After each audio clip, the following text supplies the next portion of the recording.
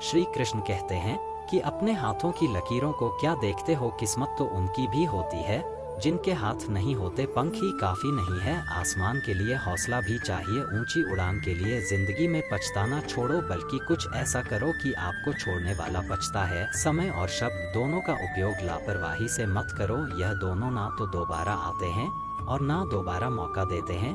कभी कभी समझ नहीं आता है कि अच्छे इंसान के साथ किस्मत हमेशा बुरा खेल क्यों खेलती है। कितने अफसोस की बात है कि जब कहीं वफादारी का जिक्र होता है तो हम इंसान कुत्तों की मिसाल देते हैं। करेले से कड़वे लोग मुसीबत में अक्सर काम आ जाते हैं और शक्कर से मीठे लोग वक्त पर अक्सर धोखा दे जाते हैं। जिन्हें आपके दर्द का एहसास ही ना हो उनसे शिकायत करना बिल्कुल बेकार है। हर इंसान की दो कहानी होती है, एक वह जो सबको सुनाता है और दूसरा वह जो सबसे छुपाता है।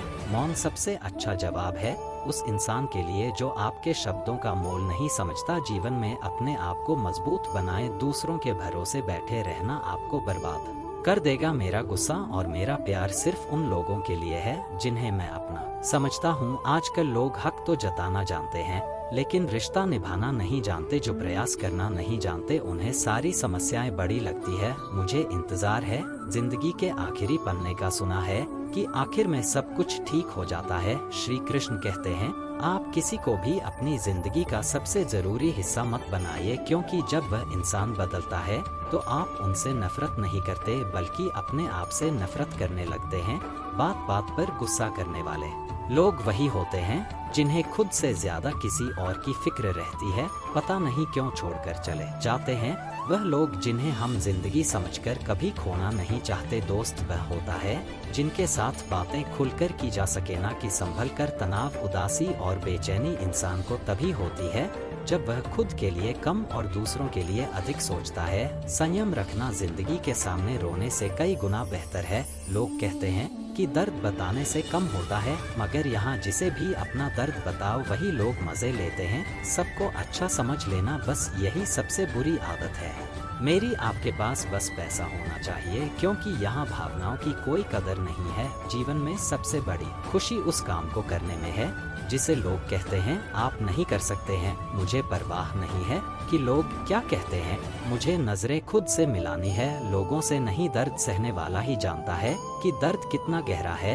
आज के जमाने में ज्यादा अच्छा होना बिल्कुल भी अच्छा नहीं है। गिराने वाले अगर अपने हो तो संभलने में बहुत वक्त लगता है। आज के जमाने में लोग अपनी कदर तब करते हैं जब उनको आपकी जरूरत होती है। खुश रहना सीखो, इससे पहले कि उदास रहना आपकी आदत बन जाए। आदमी बड़ा हो या छोटा कोई फर्क नहीं पड़ता, उसकी कहानी बड़ी होनी चाहिए। एक बात हमेशा याद रखना कि दुनिया की कोई भी परेशानी आपकी हिम्मत से बड़ी कभी नहीं हो सकती। चुप रहना अच्छा होता है, लेकिन जब आपके साथ अन्याय होता है तब आपको जरूर बोलना चाहिए। जिंदगी हमेशा एक नया मौका देती है। सरल शब्दों में इसे आज कहते हैं, जिंदगी में लक्ष्य पर पहुंचने से पहले अपने दिमाग को लक्ष्य पर पहुंचाना पड़ता है। गिरना भी जरूरी है, इससे हमारी मेहनत की पहचान होती है। एक बात याद रखना, अपने लक्ष्य के बारे में कभी किसी को मत बताना, दूर रहना है।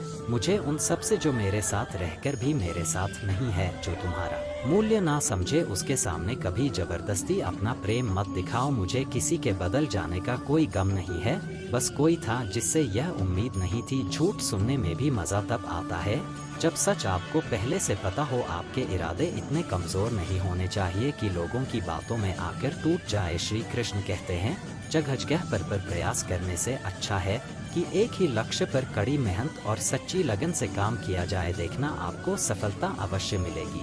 अच्छे लोगों का हमारी जिंदगी में आना हमारी किस्मत होती है और उन्हें संभाल कर रखना हमारा हुनर होता है। काटना, पीसना और निचोड़े जाना, वो भी अंतिम बूंद तक गन्ने से बेहतर कौन जानता है कि मीठा होने का कितना नुकसान होता है। अपना बुरा समय खुद को बेहतर बनाने में लगा दो, क्योंकि अब रिश्ते इंसानों से नहीं पैसों से बनते हैं। यह दुनिया है, यह तो सताती रहेगी। आप बस मुस्कुराना सीख लीजिए। सब कुछ जानते हुए भी अगर आप गलत को गलत नहीं कह सकते तो आप अपने हक के लिए कभी नहीं लड़ सकते। हम टूटे हुए लोग हैं, हम बोलना नहीं चुप रहना पसंद करते हैं। श्री कृष्ण कहते हैं जो प्रेम में रहते हैं वह छल नहीं समझ पाते, जो छल में रहते हैं वह कभी किसी का प्रेम नहीं समझ पाते। इंसान वही श्रेष्ठ होता है जो बुरी स्थिति में फिसले नहीं और अच्छी स्थिति में उलझे नहीं। अक्सर अपना कहने वाले लोग दगा कर जाते हैं और मीठा बोलने वाले भी पीठ में खंजर भोंक जाते हैं।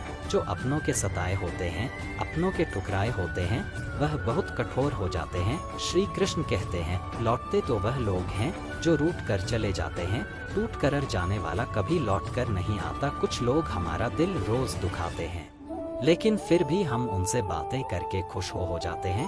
एक समय की बात है, एक बार एक पिताजी ने अपने पुत्र से कहा कि बेटे, तुम बड़े हो गए हो, तुम अपनी जिंदगी में आगे बढ़ने के लिए क्या कर रहे हो? पिताजी के अचानक से पूछे गए सवाल से पुत्र चौंक गया। वह 1 मिनट रुककर बहुत ही हल्के स्वर में बोला, पिताजी, जैसा कि आप जानते हैं कि मैं पढ़ाई में शुरू से ही बेहतर रहा हूँ और मैं अपनी तरफ से अपनी पढ़ाई या किसी भी बात को लेकर कभी ढिलाई नहीं भरती है।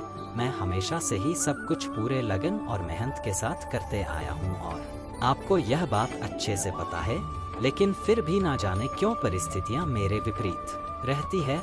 मैं आज तक इस बात को नहीं समझ पाया हूँ और अब ऐसा लग रहा है कि मानो जैसे कि मैं इन सब से शायद कभी नहीं उभर पाऊंगा। वह हमेशा से पढ़ाई और घर के अन्य कामों में भी बहुत समझदार एवं जिम्मेवार लड़का था, लेकिन फिर भी ऐसा क्या था जो उसे आगे बढ़ने से रोक रहा था? आखिर क्यों वह जीवन की सफलता से कोसों दूर था? उस लड़के के पिताजी ने उसे एक बड़ा सा हथौड़ा लाने को कहा। वो लड़का भागते हुए गया और अपने पिताजी के कह अनुसार एक हथौड़ा ले आया। फिर उसके पिताजी ने उसके सामने 3 वस्तुएं रख दी। जो सबसे पहली वस्तु थी वह एक चमड़े की बॉल थी और दूसरी वस्तु कपड़े की बॉल थी और तीसरी सबसे आखिरी वाली साधारण बॉल थी। उसके पिताजी ने पूरी जान लगाकर तीनों बॉल पर वार करने को कहा। उसने ठीक वैसा ही किया जैसे उसने पहली बॉल पर वार किया। वह थोड़ी सी टूट गई। जब उसने कपड़े वाली बॉल पर वार किया तो थोड़ी सी फटकर एक दूसरे से अलग हो गई। फिर उसने तीसरी बॉल पर भी उतना ही तेजी से वार किया। वो ना टूटी ना फटी, बस उछलकर दूर जा गई और उसके बाद भी उछलते ही रही। अब लड़के के पिताजी ने पूछा कि अब समझ में आए कि तुम्हें क्या करना चाहिए? फिर उसने अपने बेटे को समझाया कि बेटे, परिस्थितियां सब पर लगभग एक जैसा ही वार करती है, परंतु कुछ लोग ऐसे होते हैं जो उन परिस्थितियों से उलझकर टूट जाते हैं, कुछ तो उन परिस्थितियों से पूरे बिखर जाते हैं, परंतु कुछ लोग ऐसे होते हैं जो उन परिस्थितियों का फायदा उठाते हुए खुद को इतना ऊंचा कर लेते हैं कि फिर उन्हें रोक पाना मुमकिन ही नहीं होता है। तो तुम भी ठीक वैसा ही करो। अपनी परिस्थितियों को समझो, उन्हें वार करने दो, फिर उनकी वार का फायदा कुछ इस तरह से उठाओ कि तुम उससे उभर पाओ। लेकिन इन सब से निपटने के लिए एक चीज जो सबसे ज्यादा महत्व रखती है वो यह है कि तुम अपने दिमाग को शांत रखो और फिर तुम देखो कि सब कुछ कितना आसान होता जाएगा तुम्हारे लिए। उस लड़के को अपने पिताजी की बातों को सुनकर समझ आ गया था कि उसे क्या करना चाहिए और उसने अपने पिताजी से वादा किया वह अब उसी प्रकार हर परिस्थिति से निपटने की कोशिश करेगा जैसा उन्होंने समझाया था। इस कहानी से हमें क्या सीख मिलती है कि हर किसी के जीवन में समस्याएं आती है और संघर्ष भी सभी को करना पड़ता है। यह हमारे ऊपर निर्भर करता है कि हम किस समस्या को किस तरीके से देखते हैं। जब संघर्ष का समय आता है तो वह समस्या किसी को बहुत ही बड़ी लगती है, तो किसी के लिए वह समस्या एक अवसर बन जाती है। यह सब हमारी सोच पर निर्भर करता है कि हमें उस स्थिति से कैसे निपटना है। अपनी सोच को सकारात्मक रखें और अपने मन को शांत रखें, फिर देखिए वह समस्या आपके लिए बड़ी नहीं रहेगी। दोस्तों, इस वीडियो में बस इतना ही। मिलते हैं अगले वीडियो में। अपना ख्याल रखिएगा। जय श्री कृष्णा। Yeah.